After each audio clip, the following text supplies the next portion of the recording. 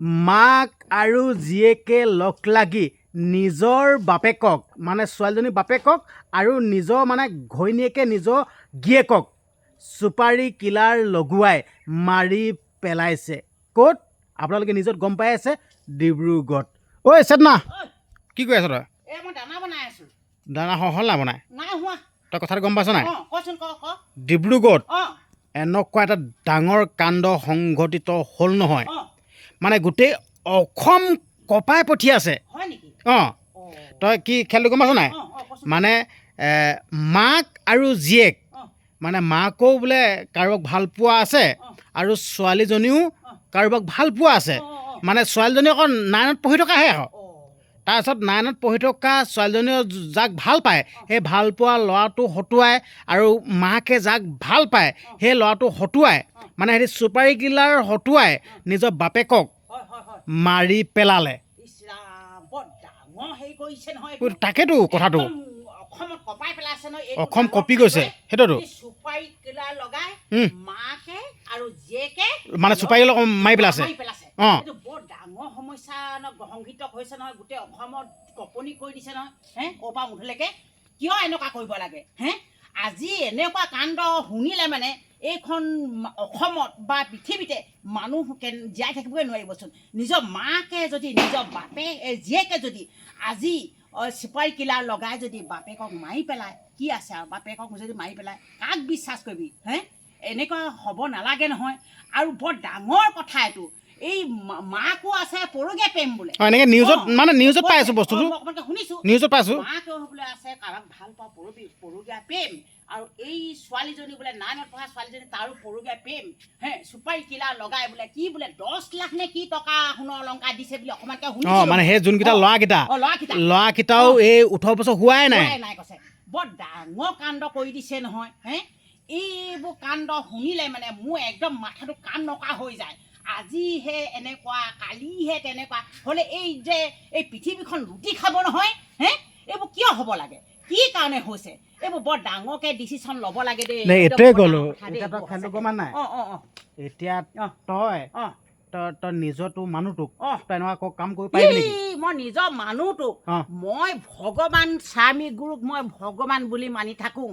যি নেকি মই এককে মোৰ বুলি স্বামী গুৰু বুলি মই ল'ৰা ছোৱালী জন্ম গ্ৰহণ কৰিলোঁ, ডাঙৰ দীঘল কৰিলোঁ, পঢ়া শুনা সংসাৰখন পাতিলোঁ, আৰু মই যে সেই পুৰুষজনক মই লোকৰ হতুৱাই মাৰিবলৈ মই আৰু দুটা দেই, আৰু নিজে লাগে মৰিম, তথাপি মই তেনেকুৱা নকৰোঁ দেই। মই আপোনালোকে শুনিলে স্বামী গুৰু পালি থাকোঁ। এইগৰাকী মহিলাই কি বুলি ক'লে শুনিলে? কিন্তু সেইগৰাকীলে চাওক, নিজৰ গিয়েকক বেলেগৰ হতুৱাই মাৰি পেলাইছে।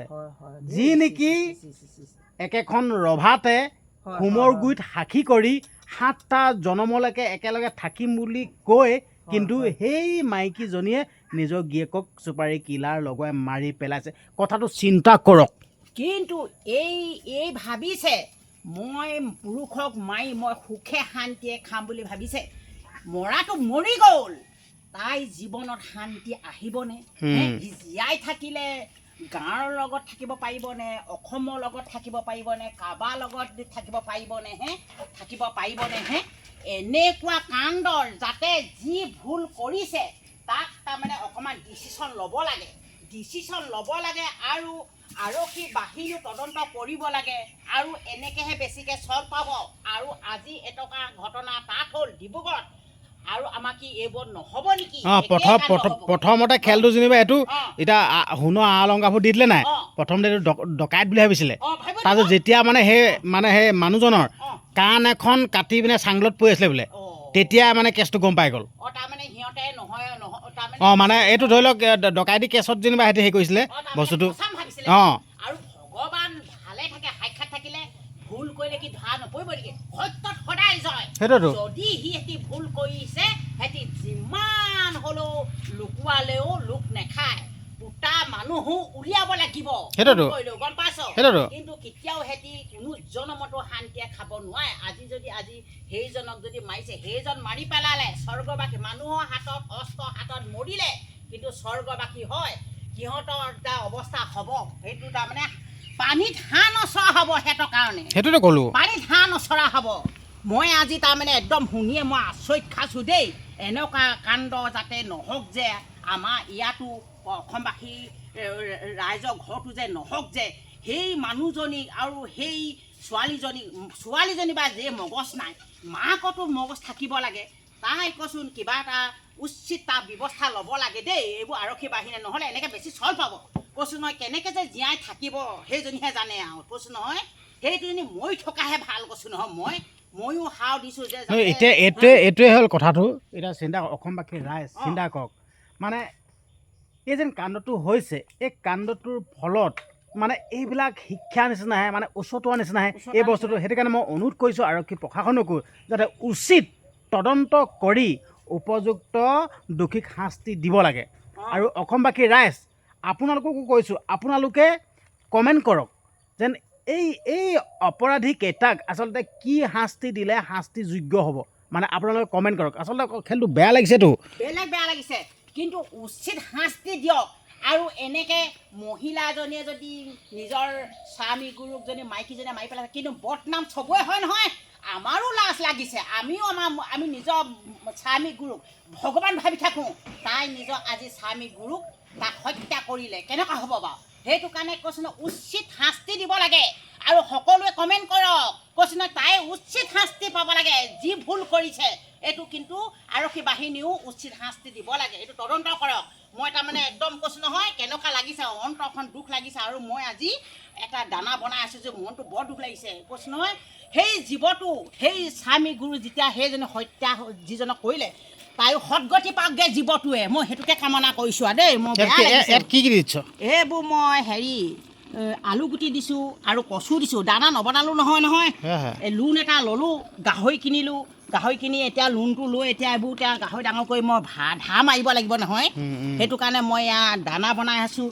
কথাষাৰ শুনিয়ে মোৰ বেয়া লাগিছে। মই কি একদম কেনেকুৱা লাগি গৈছে মই ক'ব পৰা নাই আৰু দেই। দানা বনাই থাক। বনাই থাকোঁ, মই দানা বনাই থাকিব লাগিব। মই দানা নবনালে নহ'বই। আচলতে মানে সঁচাকৈ দেই, মানে বহুত বেয়া লাগিছে। অসমত মানে যোনটো কাণ্ড সংঘটিত হৈ গ'ল, আচলতে প্ৰত্যেকেই এইটোৱে কৈ আছে সঁচাকৈ ইমান এটা ডাঙৰ কাণ্ড হৈ গ'ল।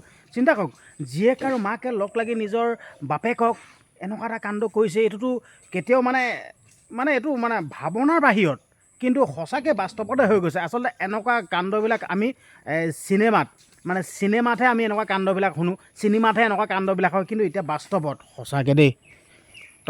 খেলটো বৰ ডাঙৰ কথা। তো সেই কি কয়, কিমান আলু গোটেই বহুত দিছে আলু সৰহকৈ দিলে ভাল। গাহৰিকেইটা আলু খালে মানে কচুৱে আলুৱে যদি সৰহকৈ দিলে শকত হয়। অলপ চৰ্দি চাহ পানী অকণমান খুৱাব লাগিছিলে ন? চাহ পানী খাবি মই দানাটো বনাই দিওঁ। মই যিটো হাতত আছোঁ মই একো নহয়, এইটো ধৰি লওক আমি নালাগে, আমি কাম কৰা মানুহ। তোৰ চোলা কাপোৰ কানি সাজ পোছাকলৈ চাই নাথাকে, তই নিজৰ কাম কৰি থাক।